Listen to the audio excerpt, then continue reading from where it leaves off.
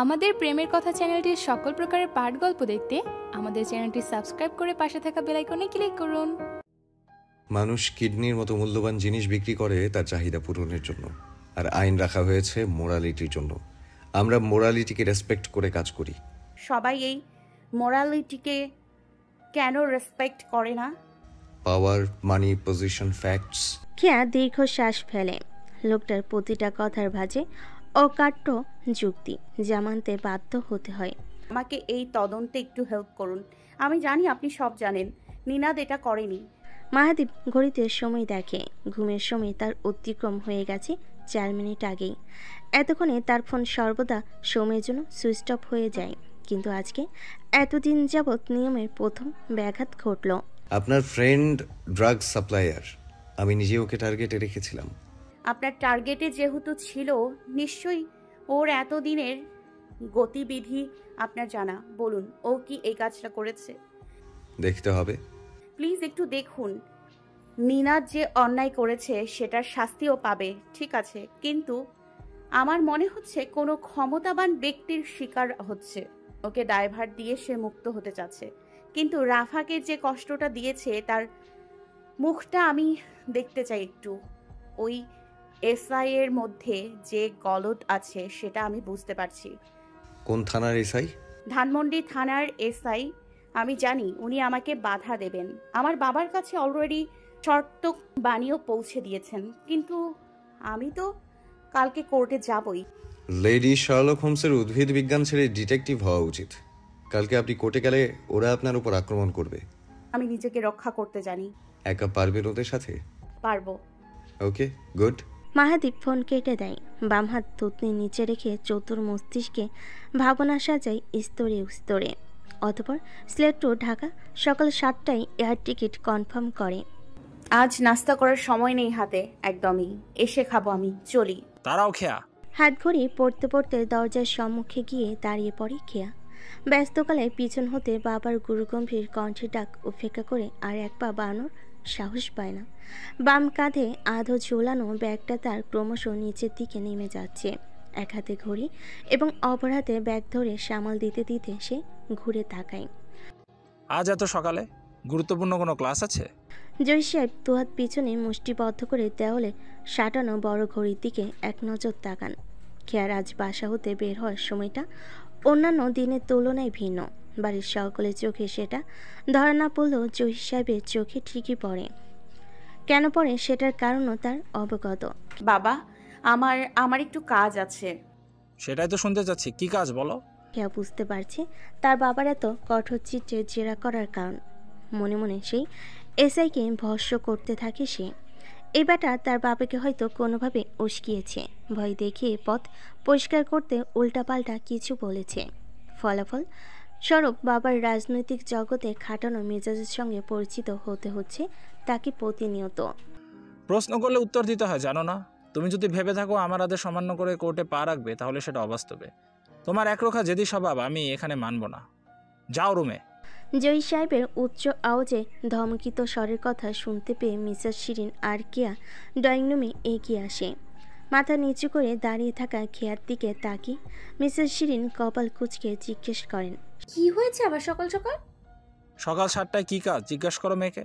স্বামীর কথাতে দৃষ্টিপাত করে মিসেস শিরিন এগিয়ে যান খেয়ার কাছে। ডান হাত আলতো করে ধরে সরু দৃষ্টি মিলে জিজ্ঞেস করেন, নাস্তা পর্যন্ত করলি না, কাজের তাড়া দিয়ে। এখন বাবা জানতে চাইছে কি কাজ, বলছিস না কেন? খেয়া বাবা মায়ের একসঙ্গে জোড়াজোড়িতে খেয়ে হারিয়ে ফেলে। কি কাজের কথা বলবে এখন সে? কোর্টের কথা বলার আগেই আরও একবার কড়া নির্দেশনা পড়ে গিয়েছে। আবার যদি মুখ দিয়ে এই কথা উচ্চারণ করে বাইরে যাওয়াই বন্ধ করে দিবে। খেয়া, তোর আজকে হার্বেরিয়াম শিট জমা দেওয়ার কথা ছিল না? এটার জন্যই কি তাড়াতাড়ি বের হওয়া? তোর তো হার্বেরিয়াম কালেক্ট করারও কয়েকটা বাদ আছে। খেয়া কেয়ার দিকে তাকাতে কেয়া তার সদ্য ঘুম ভাঙ্গা চোখ দিয়ে সূক্ষ্ম ইশারা করে। তার কথার সাথে একমত হওয়ার ইঙ্গিত দিতে খেয়া নিচু স্বরে ছোট্ট করে জবাব দেয়, তো সেটা বলছো না কেন বাবাকে? চুরের কথা বলতে পারো, পড়াশোনা আর কাজের কথা বলতে পারো না? আমি না বলে দিলে কিছুই করতে পারো না দেখছি আজকাল।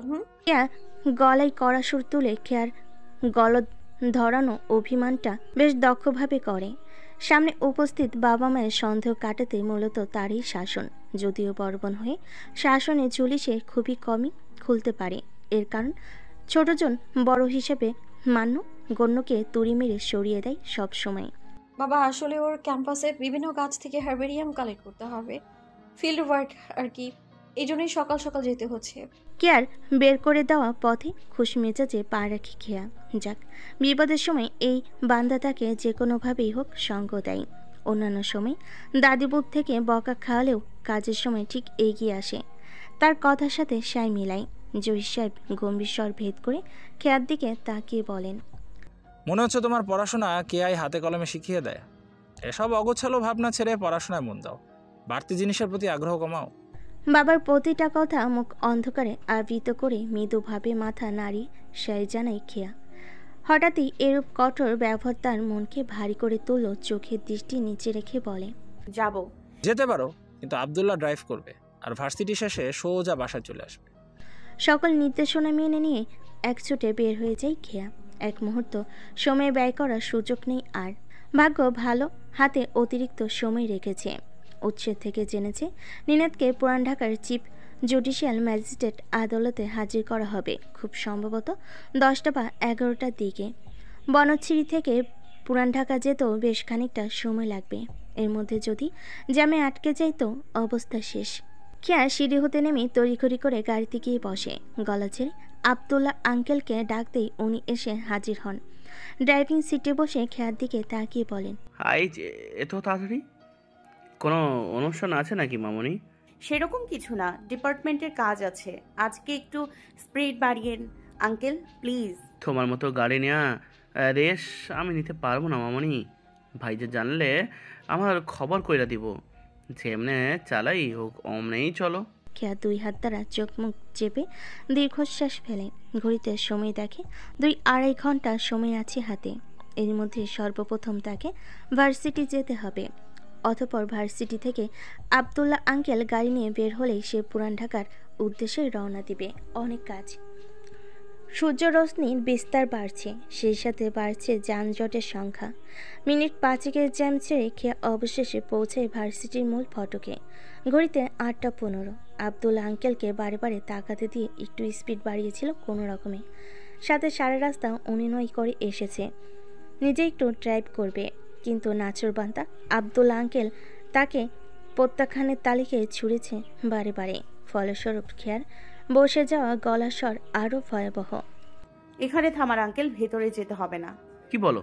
গেটের সামনে থেকে তোমার ভবন অনেক দূরে, রিক্সা দিয়া যাওয়ানোর পথ। এতটা দূর হাইটে যাবা নাকি? আমার এইখানে কাজ আছে আঙ্কেল, ডিপার্টমেন্ট হেডের সাথে দেখা করতে হবে। আব্দুল্লাহ খেয়ার দিকে কিছুটা সন্ধি দৃষ্টি মেলো, তা প্রকাশ করে না। পড়াশোনা বিষয়ের কথা যেহেতু বলেছে, তাহলে হলেও হতে পারে। গাড়িটা এক সাইডে পার্কিং করে সে। খেয়া দ্রুত নেমে পড়তে বলে ওঠে, আচ্ছা আঙ্কেল আপনি এখন যান। নিতাইতে হইব কি? না না না, শৈলী ড্রপ করে দেবে। খেয়ে হাতে ব্যাগখানা নিয়ে ব্যস্ত পেয়ে ক্যাম্পাসে ঢুকে যায়। পিছনে তাকিয়ে থাকা আব্দুল্লাহ আঙ্কেলের দৃষ্টি অগোচর হতেই ইটের তৈরি ফলকের পাশে গিয়ে আড়াল হয়ে দাঁড়ায়। ব্যাগ হতে ফোনটা বের করে অপেক্ষা করতে থাকে ওনার গাড়ি সমেত প্রস্থানের জন্য। 2 মিনিটের মতো ফোনের সময় ব্যয় করে পুনরায় ফলকের আড়াল হতে ধীর পায়ে বেরিয়ে আসে গাড়ি নেই পার্কিং করা জায়গাটাতে। যাক, তাহলে চলে গিয়েছেন।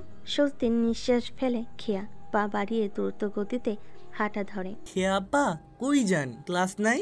চিকন পৈশালী কণ্ঠস্বরে পদরেখা স্থির হয়ে যায় খেয়ার। এই কণ্ঠস্বর তার অতি পরিচিত এবং অতি নিকটে। চোখে মুখে বিষাদের ছায়া নেই, সে ঘাড় ঘুরিয়ে তাকায়। দুজন মানবকে দেখে তার কপালে ভাঁজ স্পষ্ট থেকে স্পষ্টতর হয়ে আসে। আছে ক্লাস। কই যাচ্ছেন তাহলে? কোথায় যাব? শৈলী আসছে কিনা দেখছিলাম। দেখা হয়ে গেছে। তাহলে চলুন ক্লাসে। খেয়ার মেজাজ তত্তর করে খারাপ হতে থাকে। বাবা তাকে 2 পয়সা ভরসা করে না, তার মানে ঠিক দুজনকে পাঠিয়ে দিয়েছেন পাহাড়ে দিতে।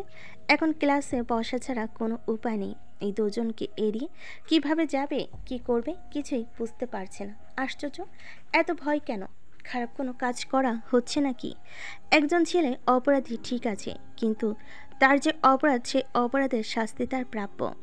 কেন ক্ষমতার দৌরাত্মে তাকে অন্য অপরাধের শাস্তি ভোগ করতে হবে? তার পক্ষে কথা বলতে গেলেই কেন এত বাধার সম্মুখীন হতে হবে? অদ্ভুত সবকিছু। ঘন্টার কাঁটা 9টা পার করে ফেলেছে ইতিমধ্যেই। সেকেন্ডের কাঁটা অস্থিরভাবে ছুটে গ্রাস করছে সময়। কাঠের বেঞ্চে মাথা ঠেকিয়ে বসে একমনে নিচের দিকে চেয়ে আছে খেয়া। বিষণ্ণ মন তাকে গোগ্রাসে গিলছে। দশর্ধবার পরিদর্শন করা শেষে হাল ছাড়ার পথে এখন সে। ফ্যাকাল্টির সম্মুখে দাঁড়িয়ে আছে রবিন, মনীষসহ আরও একজন। তিনটা মানুষকে চোখের ধুলো দিয়ে ক্যাম্পাস থেকে বের হওয়া তার পক্ষে অসম্ভব। এদিকে শৈলী উৎস চাতক পাখি নেই তার জন্য অপেক্ষা করছে কোর্ট চত্বরে।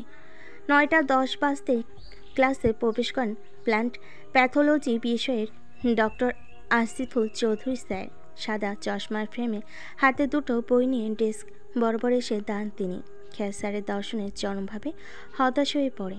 ঘণ্টাখানেক লেকচার চলবে এখন নিশ্চিত, তাহলে সে যাবেটা কখন? এত কিছু করেও শেষ অবধি এই পরিস্থিতির সম্মুখীন হতে হলো। আর কত বাধা আসবে আমার জীবনে? ঠোঁট নেড়ে বিড়বিড় করতে করতে নিজের উপর নিজেরই রাগ ঝাড়তে থাকে খেয়া। স্যারের নির্দেশ মতো লেকচার শুরুর পূর্বেই যথা নিয়মে ফোন বন্ধ করতে গিয়ে তার হাত স্থির হয়ে যায়।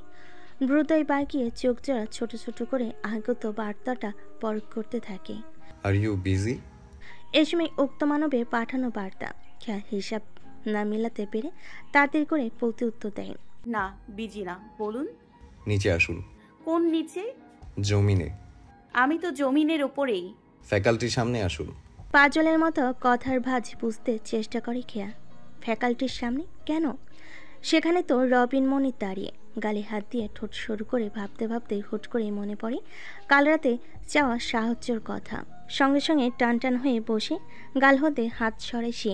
উনি কি রবিন আর মনিরকে সিলেট থেকে গুলি টুলি করে দিয়েছেন নাকি? আল্লাহ গো, দিতেও তো পারে। হয়তো ডেড বডির সন্ধান করতে তাকে এখন যেতে বলছে। খেয়া ব্যাগে ফোনটা পুড়ে দাঁড়িয়ে পড়ে। স্যারের থেকে বাইরে যাওয়ার অনুমতি নিয়ে নমনীয় কণ্ঠে বলে, may I go out sir? Doctor Asiful Chowdhury মাত্রই লেকচার শুরু করেছেন। চোখের চশমা বা হাত দিয়ে কিছুটা ঠেলে ভারী কণ্ঠে বলেন, is it emergency? Yes sir. Okay, go out, but 250 3B attentive to your story.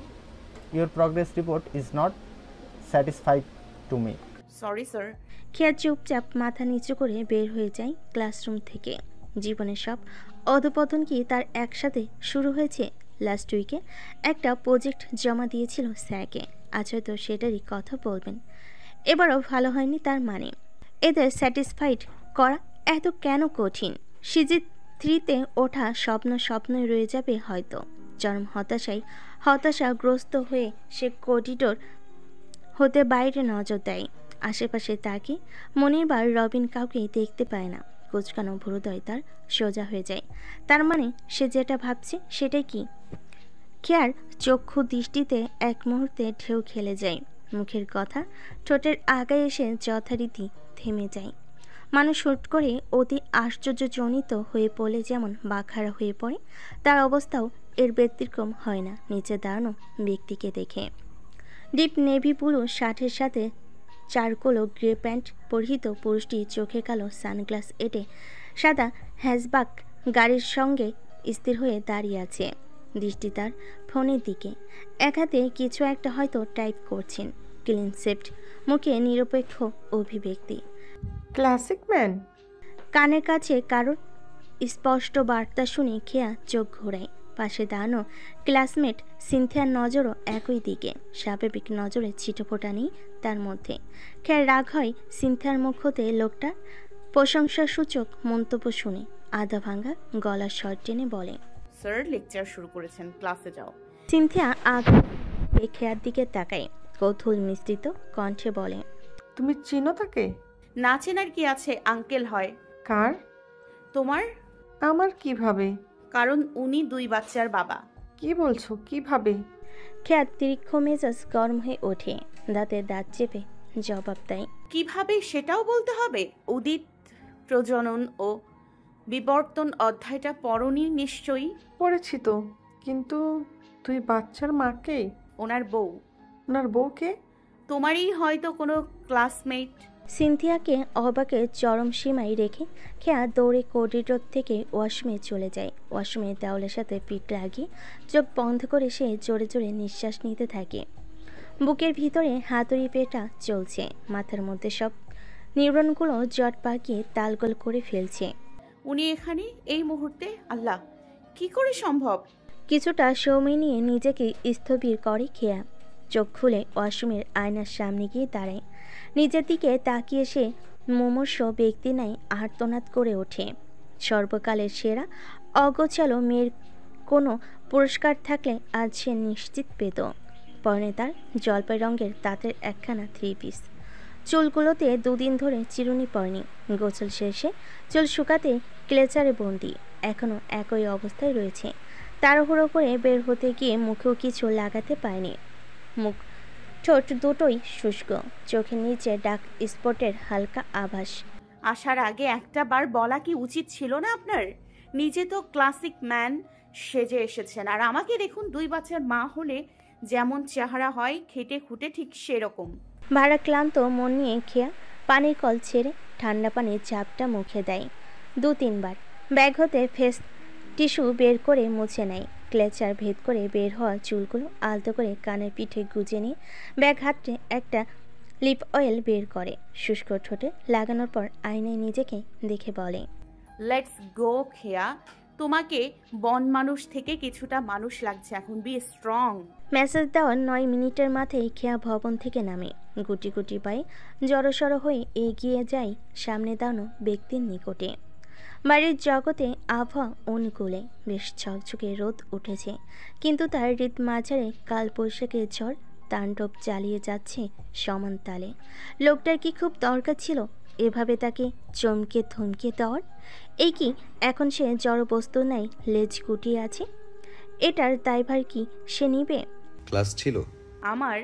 মাহাদীপ শান্ত দৃষ্টিতে তাকেই খেয়ার দিকে। মেয়েটার উদ্ভ্রান্ত রূপ তার চক্ষু এড়ায় না। নিরেট কণ্ঠে বলে, আমার নিশ্চয়ই নয়। খেয়া এলোমেলো দৃষ্টিতে অন্যদিকে তাকায়। আশেপাশে কিছু মানুষ তাদের দিকে তাকিয়ে আছে একভাবে। দৃষ্টিসীমা নিজের দিকে আনে। সব কিছু মিলিয়ে অস্বস্তি চরম সীমায় সে। আপনি যে আসবেন কালকে বললেন না কেন? ছুটি হয়েছে। একদিনের ছুটি। কোর্টে গিয়ে কি করবেন আপনি?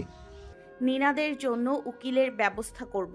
মাহাদীপ ফোন পকেটে পড়ে সোজা ভঙ্গিতে দাঁড়ায়। সানগ্লাসটা চোখ হতে খুলে তার আর্মি শেপে কাটা চুলগুলো মাঝে রাখে। পেশি বহুল হাতে গাড়ির একপাশে দরজা খুলে বলে, উঠুন। খেয়া কোনো রকম কালোপেক্ষণ না করে গাড়িতে উঠে বসে। চোখ তার দিকভ্রান্তের ন্যায় রবিন মনিরের খোঁজ লাগায়। বান্দা দুইটা কোথায় হারিয়ে গেল কে জানে, তবে ভাগ্য ভালো যেখানে যাক নেই এই মুহূর্তে। ওনার সঙ্গে দেখলে নিশ্চিত বাবাকে বলে দিত। মাহাদীপ গাড়িতে উঠে পুনরায় সানগ্লাসটা চোখে এঁটে নেয়। সিট বেল্ট বাঁধতে বাঁধতে সামনের দিকে দৃষ্টিপাত রেখে তার গম্ভীর স্বর উন্মুক্ত করে বলে, সিট বেল্ট।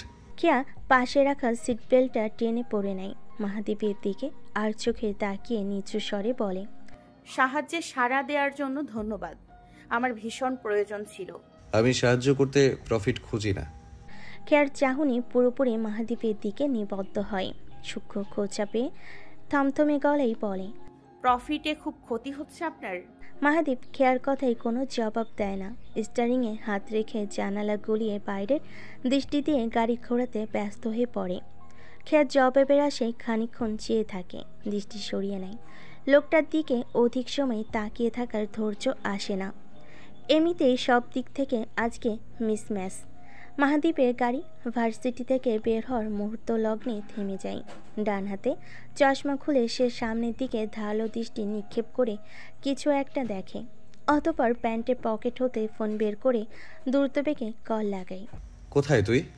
খেয়া মাহাদীপের মুখে তুই শব্দ শুনে কিঞ্চিত ভুরু বাঁকায়। কাকে দেখছে আর কাকে বলছে বুঝতে পারে না। জিজ্ঞাসার সূচক দৃষ্টি মেলে তাকিয়ে থাকে। ফোনের অপর পাশে রয়েছে শাহরিয়ার।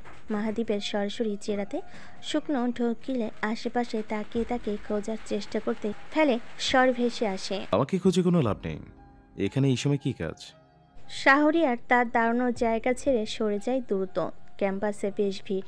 মাহাদীপের দৃষ্টি অগোচর হয়ে ধীর কণ্ঠে বলে, আমার ফ্রেন্ডদের সাথে দেখা করতে এসেছি। ও ইউনিভার্সিটিতে পড়ে। কোন ডিপার্টমেন্ট? ফিলোসফি। নাম? শাহরিয়ার মুখ দিয়ে খুব সপ্তর্পণে চধ্বনি বের করে বিরক্তি প্রকাশ করে বলে, নোমান। মাহাদীপ ফোন কেটে গাড়ি স্টার্ট করে। মেন রাস্তায় উঠে গাড়ির গতি বাড়িয়ে ফের কাউকে কল লাগায়। First year philosophy department, Noman নাম।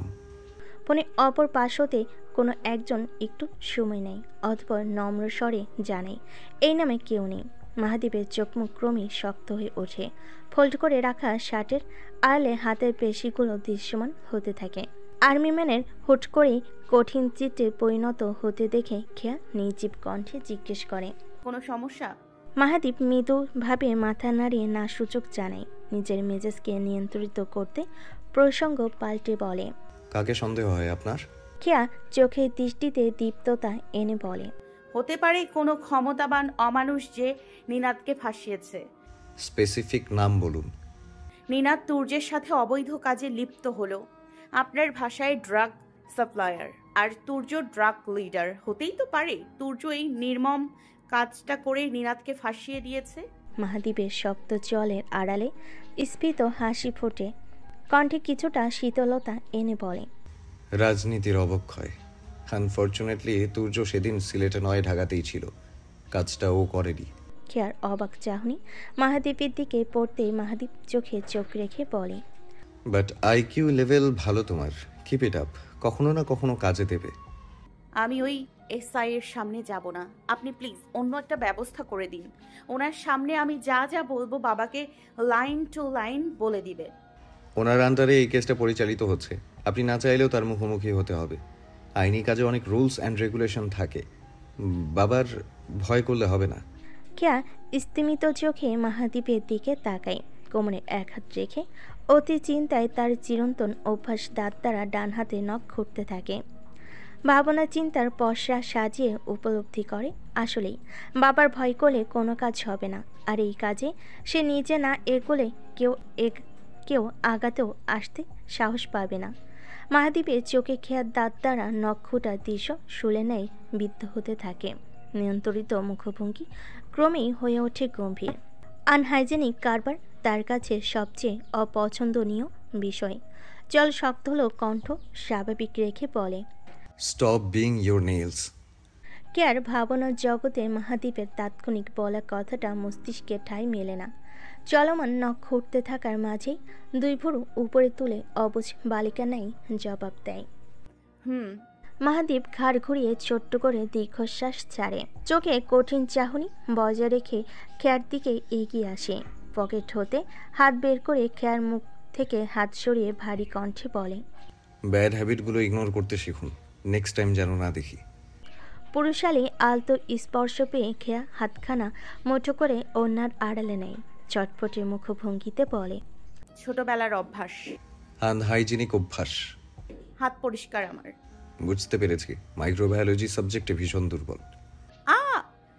কথার শুরুতেই খেয়াকে থামি মাহাদীপ হাত ঘড়িতে সময় দেখে বলে, আর কিছুক্ষণ পর নিনাদকে কোর্টের ভেতরে নেওয়া হবে। আপনি আপনার কাজ করুন। আমার কিছু কাজ আছে, প্রবলেম হলে জানাবেন। এখানেই কাজ আপনার? হ্যাঁ। খেয়াকে রেখে কোর্টের অভ্যন্তরে ঢুকে পড়ে মাহাদীপ। কালো অ্যাডভোকেট কোট পরিহিত একজন ভদ্রলোক এক হাতে ফাইল সমেত তার দিকে এগিয়ে এসে হ্যান্ডশেক করে। অতঃপর অল্প সময়ের ব্যবধানে কিছু কথা সেরে সরাসরি প্রশাসনিক কক্ষে চলে যায়। পিছন ফিরে তাকিয়ে দেখে না এক রমণী তার পানে অবাক চিত্রে তাকিয়ে রয়েছে, যার ঠোঁট হতে বিড়বিড় করে নিঃসৃত হচ্ছে, কি ভাবলাম কি হলো, এই লোক চলে গেল, আমি একা একা কি করব এখন? উৎস শৈলীরা কোথায়? উকিল কোথায়? ব্যাগের ভিতরে ফোন ভাইব্রেট হতে সমস্ত ধ্যানজ্ঞান খেয়ার বিলুপ্ত হয়ে যায়। মানবটির হতে দৃষ্টি সরিয়ে ব্যস্ত হয়ে ফোনটা বের করে দেখে উৎসের কল। কোথায় তোরা? পিছনে তাকিয়ে দেখ। খেয়া কানে ফোন ধরেই পিছন ঘুরে তাকায়। তিনজন পরিচিত মুখে দেখা পেয়ে ঠোঁটের কোণে স্বস্তির হাসি ফোটে। এতক্ষণে সময় হলো তোদের আসতে? এসেছি অনেকক্ষণ আগেই। তোমার আর তোমার মেজর সাহেবের মাঝখানে কাবাবের হাটের সংখ্যা বাড়াতে চাইনি। যেমনভাবে তাকিয়েছিলে তুমি তার চাওয়ার পথে। খেয়া শৈলীর কথায় মুখ বাঁকিয়ে হাঁটা ধরতে ধরতে বলে, সাদেকি তাকিয়েছিলাম, উনি তো ওনার মতো চলে গেল, বলে গেল প্রবলেম হলে জানাতে। আরে বাবা, পুরোটাই তো প্রবলেম, নতুন করে কি জানাবো? মেজর সাহেব আসবে না? কি কাজ আছে তার, সেটা করতে গেছে। উৎস মাথায় হাত রেখে চোখ বড় করে তাকায় খেয়ার পানে, কণ্ঠ বিস্মিত করে বলে, ডু ইউ নো খেয়া, এসব কোর্ট কাছারির কিংবা সরকারি প্রতিষ্ঠানে নিজেদের পরিচিত মানুষ না থাকলে কোনো কাজে সমাধান পাওয়া যায় না। সারাদিন দৌড়েও তুই 1% কাজ হাসিল করতে পারবি না। আমার খুব ভালো করেই এক্সপিরিয়েন্স আছে। শৈলী উৎসের সাথে একমত পোষণ করে, মুখে সামান্য রাগান্বিত ভাব ফুটিয়ে বলে, এরকম খামখেয়ালিপনা কেউ করে?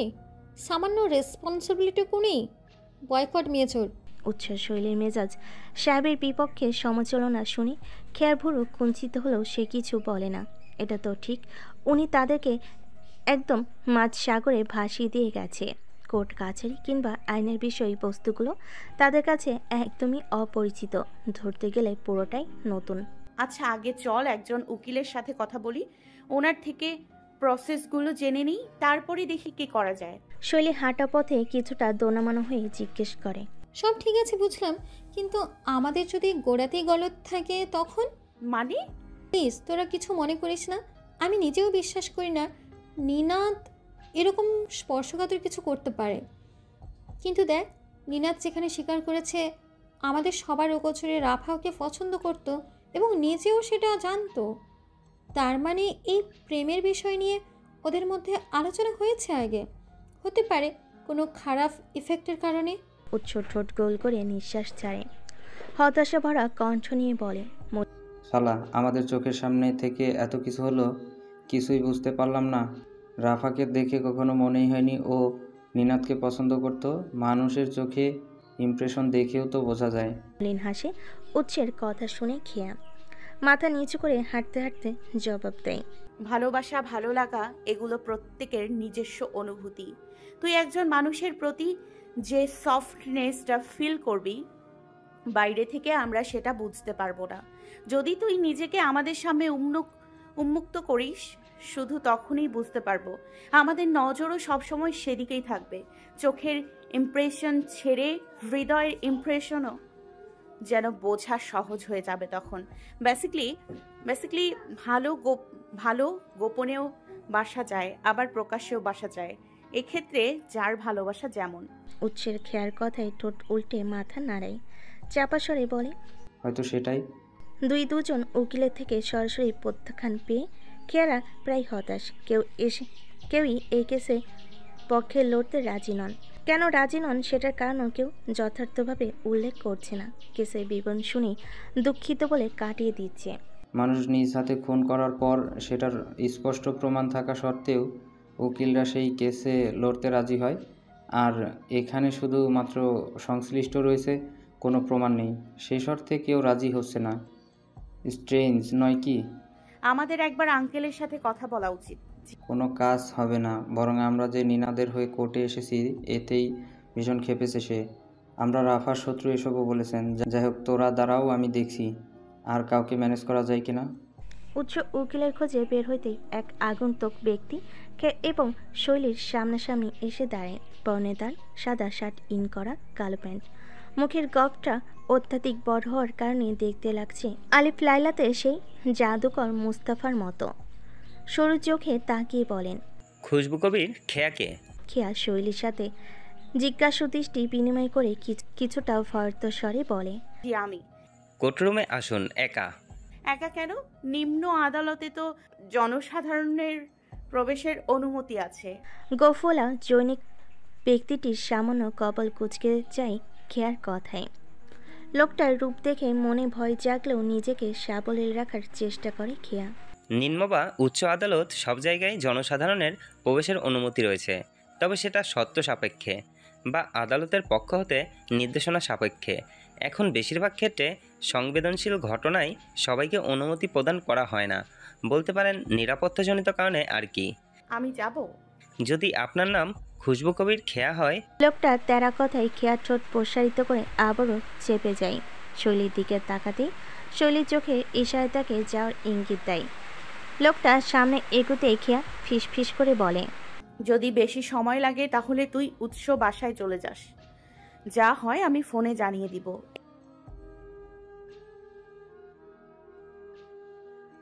এক্সকিউজ মি, একটা কথা বলি। জি বলুন। আমার তো কোনো উকিলের ব্যবস্থা হয়নি এখনো। আপনার উকিলের ব্যবস্থা না হলেও আপনি যার পক্ষে এসেছেন তার উকিলের ব্যবস্থা হয়ে গেছে। খেয়ার পায়ের গতি পুরোপুরি থেমে যায় এবার, অবিশ্বাস্যভাবে তাকিয়ে বলে, কিন্তু কিভাবে? লোকটা কোনো প্রত্যুত্তর না দিয়ে তার মতন করে কোর্টরুমের মাঝে ঢুকে যায়। পিছনে থেমে যাওয়া খেয়ার প্রতি কোনো ভ্রুক্ষেপ থাকে না তার। বেচারি মেয়েটা চাহনিতে লাগাম টেনে হালকা দৌড় পিছু পিছু ঢুকে যায়। এই লোক নিশ্চিত জাদুকর। জীবনের প্রথম খেয়ার প্রবেশ ঘটে আদালতের বিচার কক্ষে। টিভি সিনেমায় দেখা বিচারকের লম্বা রাজকীয় চেয়ারের মতো আসন সেখানেও রয়েছে। পাশে দাঁড়িয়ে দুজন পাইক পেয়াদা। উপরে স্তর শেষে রয়েছে দুটো টেবিল, স্তূপে নাই ফাইল জমানো তাতে। বাদী এবং আসামি পক্ষদের খোপের নাই সেই কাঠগড়া। কাঠের বেঞ্চিগুলোতে কিছু মানুষের বসারত অবস্থান। ওখানে গিয়ে বসুন।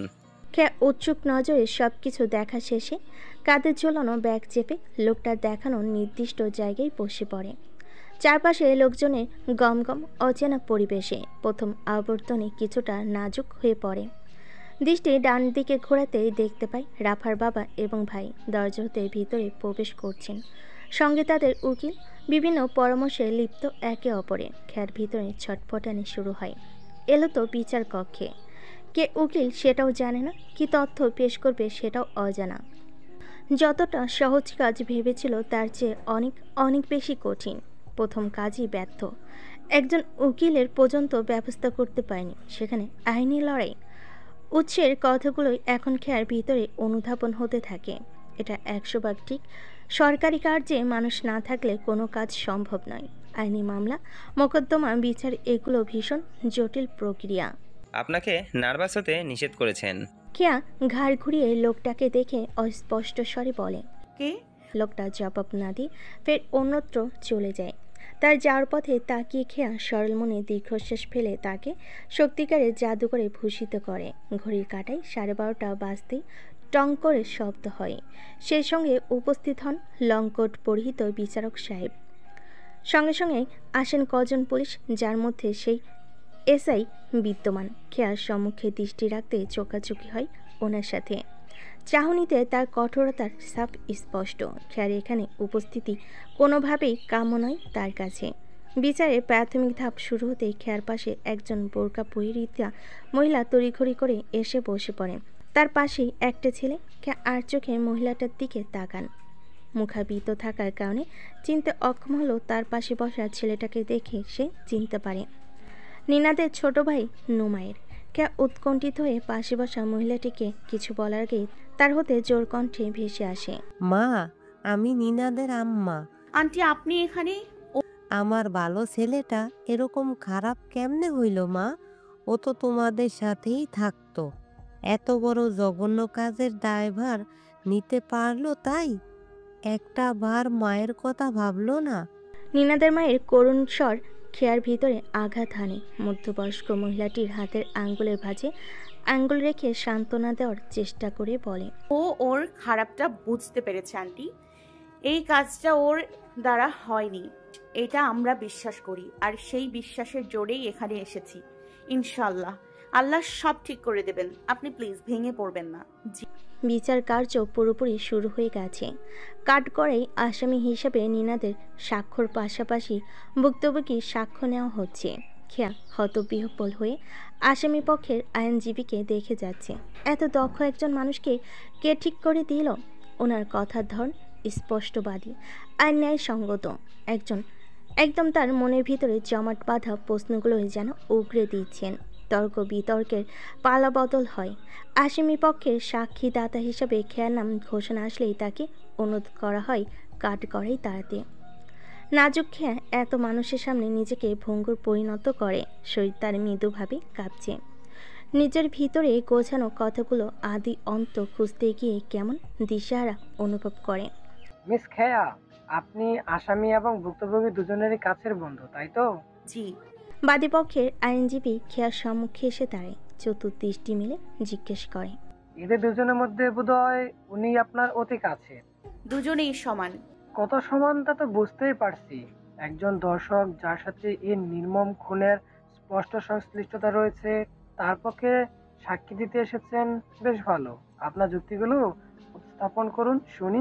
খেয়া বলতে চাই, যুক্তি দেখাতে চাই, কিন্তু আত্মবিশ্বাসের দুর্বলতা তার মনের মধ্যে কঠিনভাবে হানা দেয়। স্পষ্টভাবে নিজেকে তুলে ধরতে না পারার ব্যর্থতা তার চোখে পানি এনে দেওয়ার উপক্রম। ইওর অনার, আমার মনে হয় সাক্ষীদাতা নিজেও বাকশূন্যতে পরিণত হয়েছে। আসলে এর পক্ষে কি বা যুক্তি দেবে বলুন? যেখানে সবকিছুই দিনের মতো পরিষ্কার সেখানে ঘন রাত বানানোটার কি দরকার? আসামি পক্ষের আইনজীবী এগিয়ে আসেন খেয়ার দিকে, দীপ্ত চোখে তাকিয়ে বলেন, ভয় পাবেন না, আপনি আপনার বক্তব্যগুলো জাহির করুন, কোনো সমস্যা নেই। খেয়ার চোখের সামনে এত মানুষ, জীবনের প্রথম অভিজ্ঞতায় এমন ভেঙে পড়া তাকে নিদারুণ কষ্ট দেয়। নিনাদের মা তার দিকে চাতকী হয়ে তাকিয়ে আছেন। গাল বেয়ে টুপ করে ঝরে পড়ে খেয়ার এক ফোঁটা অশ্রু। নিজেকে অসহায় অনুভব করে প্রচণ্ডভাবে। উত্তপ্ত দাহ হওয়ার লগ্নে মরুর বুকে এক পশলা বৃষ্টি নামে, ভেজায় অবলা নারী কাইমন। অঘোষিত নামহীন সম্পর্কে জড়িত মানবটাকে উপলব্ধি করতে পারার ক্ষমতাটুকু আসে ভিতরে। খেয়া হতে দূরে দাঁড়িয়ে মাহাদীপ ধারালো চক্ষু জোড়াতে ফোটায় আশ্বাসের ছোঁয়া, চোখের পাতা ফেলে এগিয়ে যাওয়ার বার্তা দেয়। ঠোঁটের কোণে এক চিলতে ক্ষীণ হাসি কারো বুকে পাথর অনায়াসে নামিয়ে দেয়, সঞ্চয় করে শক্তি, খুঁজে পায় তার হারানো আত্মবিশ্বাস। জ্বলন্ত দৃষ্টি হতে খেয়ার চোখ সরে না, ভেজা চক্ষু তার স্বচ্ছ হতে থাকে। মন মস্তিষ্ক জানান দেয়, এই হয়তো তোমার অনুপ্রেরণার উৎস খেয়া। এই অচেনা জগতে মানুষের ভিড়ে একমাত্র ভরসা স্থল। খেয়া কথা বলে, যুক্তি দেখে, তার 10 ভাগের কথার জেরে বাকি 90 ভাগ পূরণ করে আসামি পক্ষের আইনজীবী। দাপিয়ে ফেলার চেষ্টা করতে থাকে বাদী পক্ষের আইনজীবীকে। মাননীয় বিচারপতি, আমি অনুরোধ করব সাবেক খাদ্যমন্ত্রীর ছেলে সাদমান শাফিক তুর্যকে সমান ধারায় অবৈধ মাদক মামলায় গ্রেপ্তার দেখানো হোক। একই সঙ্গে উপযুক্ত তথ্য ও প্রমাণের ভিত্তিতে নাজমুন নিনাদের যে মানসিক ও শারীরিকভাবে কোনো ধরনের সংশ্লিষ্টতা নেই সেটা নিশ্চিত করা হোক। সে তার অপরাধ অনুযায়ী প্রাপ্ত শাস্তি পাক, এতে আমাদের কোনো বাধা নেই। বিচারপতি সর্বশেষ আসামি পক্ষের আইনজীবী হতে বয় নিয়ে খসখসে কাগজে পরপর 2-3টা স্বাক্ষর করেন। বাংলাদেশ মাদকদ্রব্য নিয়ন্ত্রণ আইন 2018 এর অধীনে নির্ধারণ করা হচ্ছে যে নাজমুন নিনাদ শিক্ষার্থী জাহাঙ্গীরনগর বিশ্ববিদ্যালয় কে ধারা 21 মাদকদ্রব্য তল্লাশি ও জব্দ করার বিষয়ক অপরাধের জন্য 1.5 বছর সশ্রম কারাদণ্ড এবং নগদ 30,000 টাকা অর্থদণ্ডে দণ্ডিত করা হলো। একই সঙ্গে সাবেক খাদ্যমন্ত্রীর পুত্রের বিরুদ্ধে মাদক আইন মামলায় গ্রেপ্তার জারি করা হলো। পাশাপাশি পুলিশকে এই কেসে সঠিক তদন্ত করে উপযুক্ত আসামিকে আইনের আওতায় আনার নির্দেশ দেওয়া হলো। বিচারপতি হাতুড়ি দ্বারা রায় প্রদানের মাধ্যমে উঠে যান। আজকের মতো শেষ হয় প্রাথমিক বিচার কার্য। খেয়া বাঘারা এই মুহূর্তে চোখের পলকে কত কিছুর সাক্ষী হলো সে। জীবনে এক নতুন অভিজ্ঞতার সম্মুখীন হলো, যা সে কখনো কল্পনাও ভাবেনি। কানের কাছে বাজতে থাকে ওনার বলা সেই মূল্যবান কথাটা। মোরালিটি নিয়ে কাজ করি আমরা। ইয়েস, যারা মোরালিটি নিয়ে কাজ করে তারা শুধুই দেশ এবং ন্যায়ের পক্ষে কাজ করে, ব্যক্তি স্বার্থপরতার জন্য নয়। সমাজে নৈতিকতা অনৈতিকতা দুটোই থাকে। খেয়ার চোখের সামনেই সে দুটো উদাহরণ জল করছে। মানুষত্বের খেলায় একজন রয়েছে অনেক উঁচুতে, একজন রয়েছে পায়ের তলাতে। নিনাদকে নিয়ে যাওয়া হয়। ভদ্রমহিলাটি বোরকার আড়ালে ডুকরে কেঁদে ওঠেন। সেই হৃদয় বিদারক দৃশ্য দেখে কোন মায়ের পক্ষে ছেলের এমন কঠিন দৃশ্য অসহনীয় কষ্টে খেয়া এগিয়ে গিয়ে তার হাত ধরে। নিনাদের জন্য এই শাস্তিটা দরকার আন্টি। ও এখন বুঝতে সক্ষম হবে টাকার চেয়ে বড় পরিবার পরিজন। অল্প টাকাতেও সুখী হওয়া যায়, টাকার মধ্যে সাঁতার কাটলেও কোনোদিন কুল পাওয়া যায় না। এগুলো সির্ফ মোহ। অধিক টাকা মানুষের অধিক চাহিদা বাড়ায়। দেখবেন ও একটা নতুন জীবন নিয়ে বের হবে ইনশাল্লাহ। ভদ্রমহিলাটি কান্না আড়াল করেন। খেয়ার মাথায় হাত বুলিয়ে নিস্তেজ স্বরে বলেন, তোর মায়ের গর্ব ভালো, সোনার টুকরো জন্ম দিছে। বেলা 2টা। আদালত কক্ষ ফাঁকা হলো, বাহির চত্বর অনেক ভিড়। খেয়া করিডোরের সমস্ত ভিড় ঠেলে ঠুলে খুঁজতে থাকে তার ম্যাজিক ম্যানকে। আজ কৃতিত্বের পুরোটাই তার। খেয়ার বিশ্বাস এসব কিছুই তার ম্যানেজ করে দেওয়া। দক্ষ আইনজীবী হতে শুরু করে তথ্য প্রমাণ সব নিনাদ সম্পর্কে ফুল ডিটেলস এজন্যই তার কাছ থেকে নিয়েছিল সে। আজ নিনাদের মায়ের উপস্থিতি, সেটাও হয়তো ওনার কারণে।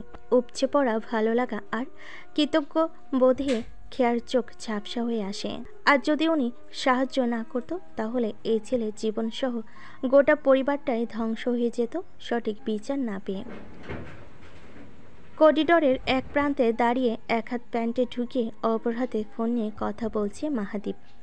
গরমের তীব্রতায় তার নেভি ব্লু শার্ট ভিজে জায়গায় জায়গায় কালো বর্ণনায় ধারণ করেছে। মুখের এক পাশ জুড়ে গম্ভীর অভিব্যক্তি দেখতে পেয়ে খেয়া ছুটে আসে তার কাছে। মাঝখানে তার কয়েক হাত দূরত্ব মাত্র। এর মাঝে পিছন হতে লম্বা ওড়নায় মুখ ঢেকে রাখা এক মহিলা খেয়ার পিঠ বারবার ছুঁয়ে ভিড়ের মাঝে হারিয়ে যায়। পিঠের সূক্ষ্ম ব্যথা অনুভব করতে খেয়া মাহাদীপের কাছে সে থেমে যায়। হাত দ্বারা পিছন পিঠে স্পর্শ করা মাত্রই চক্ষু যুগল তার বিমর হয়ে যায়। মাহাদীপের দৃষ্টি খেয়ার উপর পড়ে। জিজ্ঞাসার দৃষ্টিতে তাকাতেই খেয়া স্তব্ধতা ছেড়ে মাহাদীপের বুক বরাবর উল্টো দিক হয়ে ঘেঁষে দাঁড়ায়। পিছনে অসংখ্য মানুষ হতে পিঠের অনাবৃত অংশ ঢাকতে বেছে নেয় মাহাদীপের চড়া বুকের আড়ালে আশ্রয়। হাত দ্বারা প্রসন্ন ইঙ্গিত করতে মাহাদীপ খেয়াল করে খেয়ার জামার কিছু অংশ ছিঁড়ে রক্তের ছাপ গাঢ় হয়ে আসছে। কিভাবে হলো? খেয়া চোখ বন্ধ করে কম্পনরত ঠোঁট চেপে বলে, মাত্র হয়েছে। একটা মহিলা মনে হলো আমাকে ছুঁয়ে গেল। এরপরেই মাহাদীপের হাত শক্ত হয়ে আসে। খেয়াকে যত সম্ভব নিজের আল করে ওনার দ্বারা পিঠের কাটা অংশটুকু ঢেকে দেয় নিজ হাতে। একটু দাঁড়াও, আসছি আমি। খেয়া মাহাদীপের শক্ত হাত মুঠো করে চেপে ধরে নিমজ্জিত কণ্ঠে বলে, এখন না প্লিজ। নারিকায় নরম হাতে ছোঁয়াতে নিজের কঠোরতা দমায় মাহাদীপ। চোখে তার স্ফুলিঙ্গ রেখা বইল। খেয়ার পানে তাকিয়ে শীতল কণ্ঠে বলে, খুব ব্যথা করছে, ডাক্তারের কাছে যাবে? একটা ফার্স্ট এইড ব্যান্ডেজ হলেই হবে। ওকে, বাসার লোকেশন বলো। এই অবস্থায় বাসায় যাওয়া যাবে না, তাহলে আজ জন্মের মতো আমার বাইরে বের হওয়াতে নিষেধাজ্ঞা জারি করা হবে।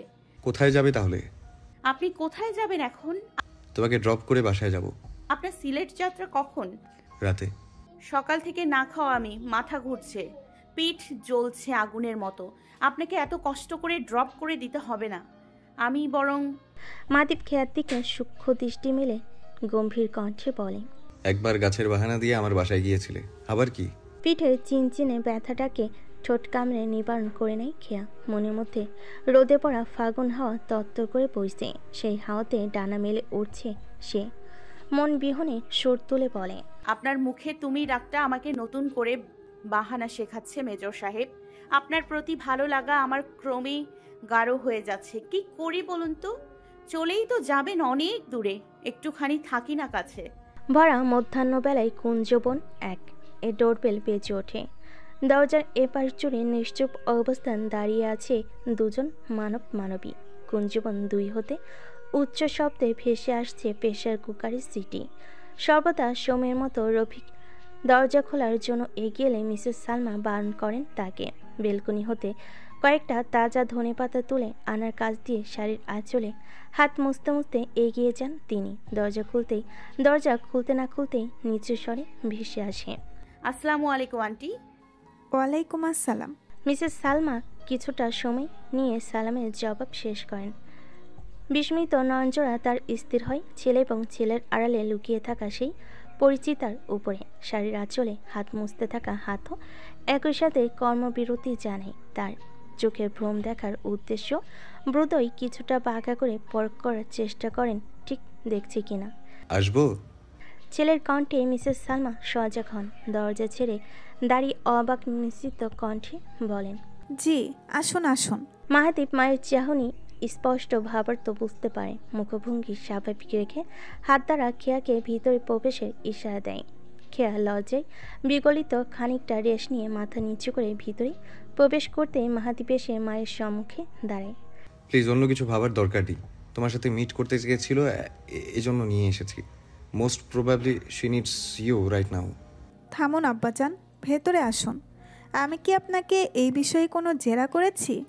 আপনার চোখের ভাষা অনেক কিছুই বলছে। চোখের ভাষাও পড়তে শিখে গেছেন? এত উন্নতি আপনার কিভাবে হলো আব্বাজান? মিলিটারি ক্যাম্পে অস্ত্রযোদ্ধাদের কি এখন চোখের ভাষা শেখানোর ট্রেনিং দেওয়া হচ্ছে? মাহাদীপ মিসেস সালমার কথাই ছোট্ট করে দীর্ঘশ্বাস ফেলে। আগে থেকে এই ধারণা ছিল মায়ের সম্মুখে তাকে অস্বস্তিকর পরিস্থিতিতে পড়তে হবে। শার্টের হাতটা ফোল্ড করে ঘড়ি খুলতে খুলতে ভরাট কণ্ঠে বলে, মিলিটারি ক্যাম্পে নারী এবং রাজনীতি দুটোই নিষিদ্ধ আম্মাজান। দয়া করে আমাকে বিভ্রান্ত করার চেষ্টা করবেন না। মেয়েটার পেট ইনজিয়ার্ড, ওকে একটু হেল্প করুন। ফার্স্ট এইড ব্যান্ডেজটা হয়তো ঠিক জায়গায় লাগানো হয়নি। কেয়ার পিঠে ইনজোর্ড শুনে মিসেস সালমা দরজা ছেড়ে ভিতরে যান। কেয়ার দিকে এগিয়ে এসে আহত দৃষ্টিতে তাকিয়ে বলে, আগেরবার গাছের বাহানা দিয়ে এসেছিলে মেয়ে, এবার দেখছি রুগী হয়ে। চোখে মুখে একদম ক্লান্তির ছাপ বসে গেছে। এসো বসো আগে। সিরিয়াস কিছু না আন্টি? আচ্ছা দেখছি সিরিয়াস কি না। মিসেস সালমা খেয়ার পিঠ হতে ওনার সরিয়ে ক্ষত দেখার মুহূর্তে লগ্নে মাহাদীপ এক পলক খেয়ার পানে নীরবে দৃষ্টি রাখে। চোখের চাহনি শীতলতায় স্পষ্ট। অবচেতন মন হয়তো তার সামনে বসা মেয়েটার সূক্ষ্ম ব্যথা অনুভব করে। খানিক সেকেন্ডে দৃষ্টি বিনিময়ের সমাপ্তি ঘটিয়ে মাথা নিচু করে সরাসরি নিজের রুমে ঢুকে যায় সে। ইস, এমনটা হলো কি করে? কেউ ধারালো কিছু দিয়ে হয়তো আঁচড় মেরেছে। অল ক্যাবিনেটের ছোট্ট ড্রয়ার খুলে মিসেস সালমা মেডিসিন বক্স বের করেন। ক্ষত জায়গাটা পরিষ্কার করে ওষুধ লাগিয়ে দিতে দিতে বলেন, জামাটা ছিঁড়ে গেছে বেশ খানিকটা। কি করি এখন? আমি তো 3 পিস পরা বাদ দিয়েছি অনেক আগে। না ঠিক আছে আন্টি, সমস্যা নেই, বাসায় গিয়ে পাল্টে নিলেই হবে। আর এমনিতেও আপনার জামা আমার হবে না। এটা ঠিক, তুমি তো কবুতর ছানা, গায়ে মাংসের পরিবর্তে হাওয়া দিয়ে ভর্তি। তবে একটা উপায় আছে। কি? মাহাদীপের কাজিন নীর, ওই যে সেদিন সাক্ষাৎ হলো তোমাদের সাথে, আমার মনে হয় ওর জামা তোমার ঠিক লাগবে।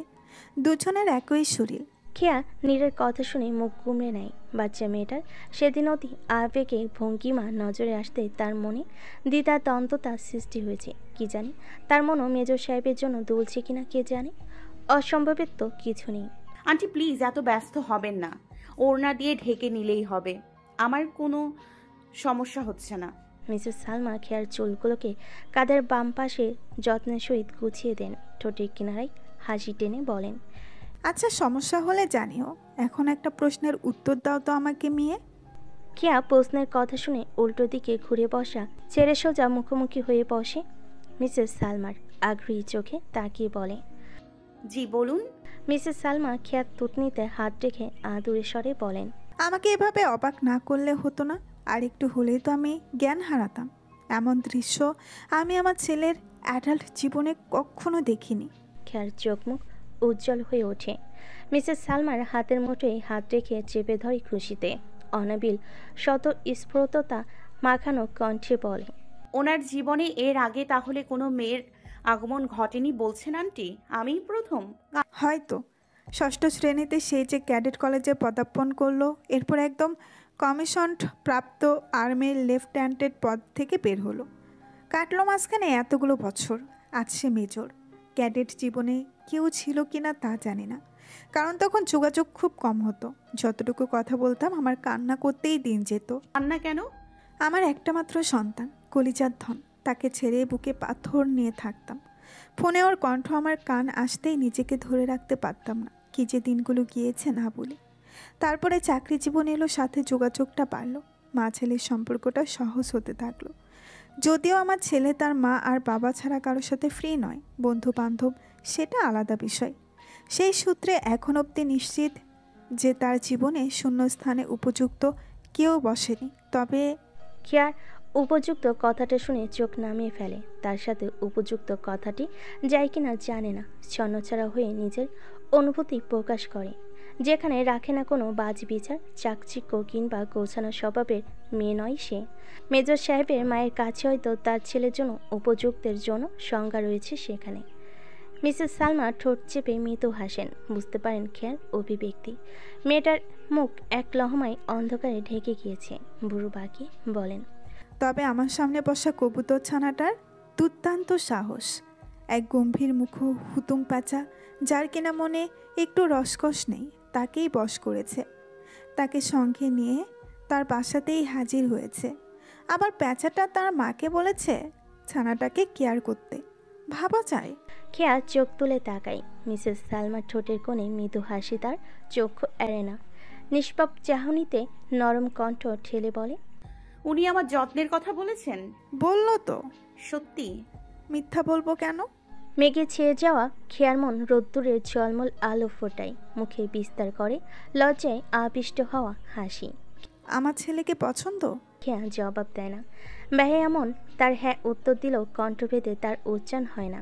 নারীভূষণ তাকে জেরা করে আষ্টে পিষ্টে। কেমন পছন্দ একটু শুনি। শুধুই ভালো লাগে? বুঝতে পেরেছি, কিন্তু আমার ছেলে অনেক শক্ত মনের। ওর অনুভূতি কিংবা আকাঙ্ক্ষা সবসময় গোপনীয় থাকে। তোমার অনুভূতিগুলোর সাথে যদি মিল না হয়, কঠিনভাবে। হ্যাঁ। আচ্ছা সময় নাও, দেখো, একে অপরকে চিনো। তাড়াহুড়ার দরকার নেই। অনুভূতিগুলোকে ধীরে ধীরে প্রশ্রয় দাও। একটা কথা বলি আন্টি। জি অবশ্যই। আমি কি উপযুক্ত? মিসেস সালমা এবার ঠোঁট চড়া করে হাসেন, নরম সুরে বলেন, আমি জানি একটু আগে আমার উপযুক্ত বলা কথাটা তুমি পয়েন্ট হিসাবে মার্ক করেছো। দেখো মা, আল্লাহ তাআলা প্রত্যেক জীবনেই উপযুক্ত হিসাবে সৃষ্টি করেছেন। আমরা মানুষেরা নিজেদের মতো তৈরি করে নিতে উপযুক্ত শব্দটা ব্যবহার করি। তবে আমি আমার ছেলের দৌলতে একটা মেয়ে চাই এই সংসারে, যার চিত্র জুড়ে 70 ভাগ স্বামী থাকলে 30 ভাগ শ্বশুর শাশুড়ি থাকবে, আর আমার মন জুড়ে সেই মেয়ে থাকবে 100 ভাগ। এইটুকুই চাওয়া, এইটুকুই উপযুক্ততা লাগবে। কেয়ার শরীরে দক্ষিণ দুয়ারে হাওয়া এসে গায়ে লাগে, শরীর মন দুটোই হালকা হয় তার। আমার বিশ্বাস করতে সত্যি কষ্ট হচ্ছে, এক গম্ভীর মুখ ছেলের প্রাণ খোলা মা আপনি। ধরতে গেলে এতটা ওপেন মাইন্ডেড আমার আম্মুও না। মিসেস সালমা উঠে দাঁড়ান, সূক্ষ্ম চাহনিতে খেয়ার চোখে চোখ রেখে বলেন, আমি মোটেও ওপেন মাইন্ডেড নয় মেয়ে। আমি মানুষ ভেদে নিজেকে খুলি প্রকাশ করি। প্রথম দিনেই তোমার সরলতা আমাকে মুগ্ধ করেছে। তোমার চোখ দেখে, তোমার ব্যবহারে এবং কথায় আমি তোমাকে চিনেছি, বুঝেছি। আমি তোমাকে প্রশ্রয় দিয়েছি, তোমার ভেতরে প্রফুল্লতি অনুভূতিগুলোকে ব্যক্ত করার সুযোগ দিয়েছি, আর সেই সুযোগ তুমি লুফে নিয়ে ছেলের আগে ছেলের মাকে পটিয়ে নিয়েছ। আমার দাদিবু বলে, গাছ যেমন হয় ফল তেমন হয়। আপনাদের মা ছেলের মস্তিষ্ক কি একই নিয়মে চলে? নারীর ছোঁয়া থেকে যায় সন্তানের মধ্যে একটু। যাই হোক, অনেক বিচার বিশ্লেষণ হয়েছে, এবার যাও ফ্রেশ হয়ে বিশ্রাম করো। আমি দুপুরের খাবারের আয়োজন করি। আমি হেল্প করি আন্টি আপনাকে? অনেক পটিয়েছ মা, আর পটাতে হবে না। আমি গলে গিয়েছি, উনি তোমার কেয়ার করতে বলেছেন। যাও ফ্রেশ নাও, তোমার কথা আর শুনছি না। তোর পায়ে ধরি বোন, একটু দাদিবুকে ম্যানেজ কর। বলছি তো বিকেলের মধ্যেই বাসায় ঢুকবো। যানজট আর গাড়ির তীব্র হর্নের মাঝে খেয়া গলা বাড়িয়ে বলে, বাসায় গিয়ে দাদিবুকে প্রাথমিক অবজারভেশন শেষে বোঝা যাবে পরিস্থিতি। এর আগে আমি কোনো কথা দিতে পারছি না। যদি গরম থাকে তাহলে আমি নিরুপায়, আর যদি নরম থাকে আমি সরুপায়। সরুপায়? নিরুপায়ের বিপরীত। খেয়া কানে ফোন ধরে আশেপাশে তাকাই। ড্রয়িং রুমে সে ছাড়া এখন কেউ নেই, যে যার কাজে ব্যস্ত। গুলনাহার বানুর হাত থেকে আগাম সুরক্ষা পেতে সে কেয়ার দ্বারস্থ হয়েছে। বাবা যেখানে তাকে ক্লাস শেষ করেই বাসায় ফিরতে বলেছে, সেখানে অতিরিক্ত 1 ঘন্টা অতিক্রম হয়ে গেছে অলরেডি। ভাগ্য ভালো জয়ী সাহেব এই মুহূর্তে ঢাকাতেই নেই। বাসায় ফিরতে ফিরতে রাত 11টা-12টা বাজবে। এখন শুধু গুলনাহার বানুকে বাগিয়ে আনা। নরম গরম যাই হোক কিছু একটা বলে ম্যানেজ করবি। ঠিক আছে, চুক্তিতে আয় তাহলে। আমার কাছে 2টা 500 টাকার নোট ছাড়া কিচ্ছু নেই। মাফ কর বোন, অসহায় মানুষের থেকে লুটে পুটে নিস না এভাবে। কি টাকা না, আমার অন্য কিছু লাগবে। খেয়া চোখ ঘোরাতে ঘোরাতে ভাবতে থাকে তার কাছে আর কি এমন জিনিস আছে যেটা কেয়া চুক্তি হিসাবে চাইতে পারে। টাকা ছাড়া তো কোনো কিছু নিয়ে এ পর্যন্ত তাদের মধ্যে চুক্তি হয়নি, তাহলে আর কি? শুকনো ঢোক চেপে সে ভর্তস্বরে জবাব দেয়, কি? তুই গত মাস আর আগের মাস মিলিয়ে 3টা নতুন ড্রেস বানিয়েছিস, যা আমাকে ছুতে পর্যন্ত দিসনি। ওগুলো আমায় পরতে দিতে হবে একদিন একদিন করে। সুযোগে সদ্য ব্যবহার করছিস তুই। আমার ড্রেসগুলোর দিকে তোর লোভার্ত দৃষ্টি আগে থেকেই ছিল, বুঝেছিলাম। এখন ঝোপ বুঝে কোপ মারলি। তোর ড্রেস তো। শোন, আমি জ্যামে আটকে আছি, বাসার সামনেই প্রায়। চুক্তিতে রাজি থাকলে বল, নয়তো ফোন কাটলাম। বাড়তি কোনো কথা শুনতে রাজি নই। রাজি, যা। কেয়া সবদিনভাবে হাসে। নিজের চুক্তি সফল হতে প্রফুল্ল গলায় বলে, তুই এত ছ্যাঁচড়া কবে থেকে হলি রে খেয়া? একদম তার বাসায় চলে গেলি? ছি ছি ছি, লজ্জা শরমগুলো কি পানিতে গুলিয়ে খেয়েছিস? অবশ্য তোর লজ্জা শরম একটু কমই আছে। ছ্যাঁচড়া স্বভাবটাও ছোটবেলাতেও ছিল। কারো খাওয়া দেখলেই সরাসরি হাত পেটে হাম হাম করতি। ফোন রাখ। সত্যি কথা হজম করতে শেখ খেয়া। ছ্যাঁচড়াপনা কম করে কর একটু। আমি মোটেও ছ্যাঁচড়াপনা করছি না, ক্ষুধা লেগেছে তাই একটু খেতে এসেছি, খেয়েই চলে যাব। উনি আমাকে ইনভাইট করেছে।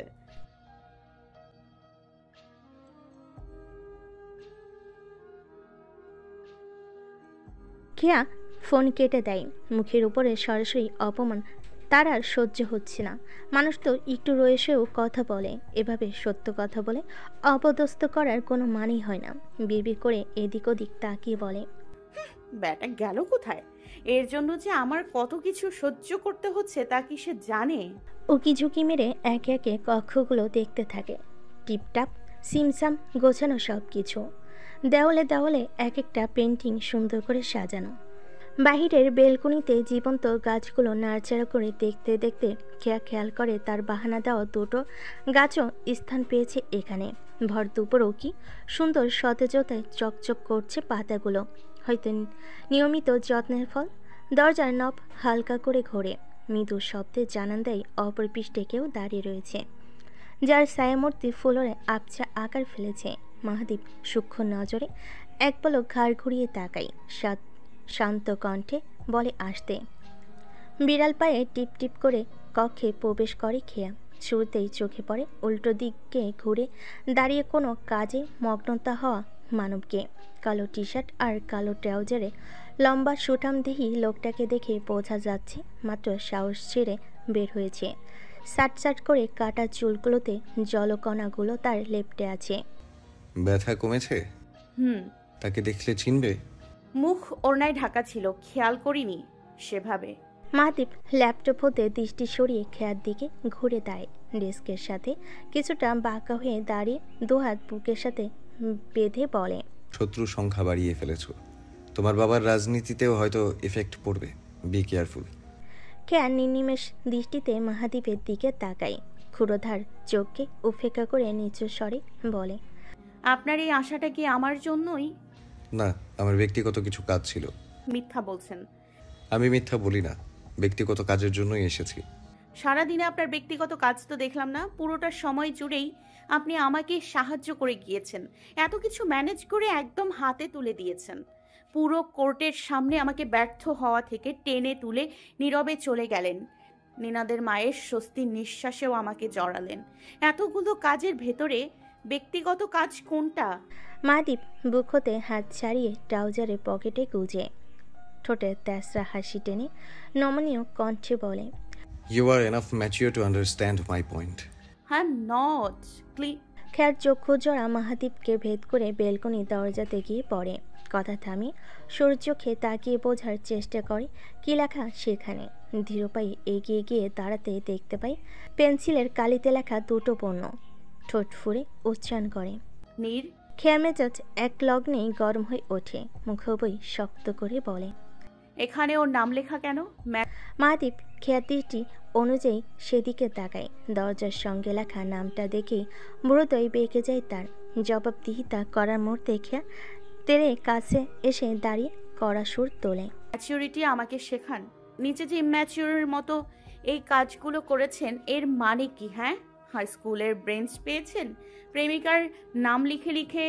মাহাদীপ এক পা এগিয়ে হ্যাসকা টানে খেয়াকে বুকের সাথে মিশিয়ে মুখ চেপে ধরে। গম্ভীর স্বর ভেদ করে বলে, বেশি কথা বলো তুমি।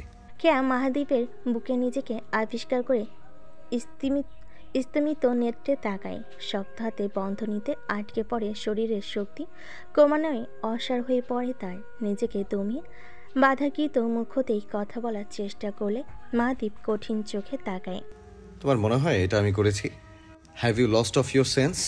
এতটা কাছ হতে এই প্রথম লৌহ মানবকে দেখা খেয়ার চোখের পাতা স্থির হয়ে যায়। লোকটার শক্ত চাহনি তার অন্তর কাঁপায়, শরীর কাঁপে মৃদু।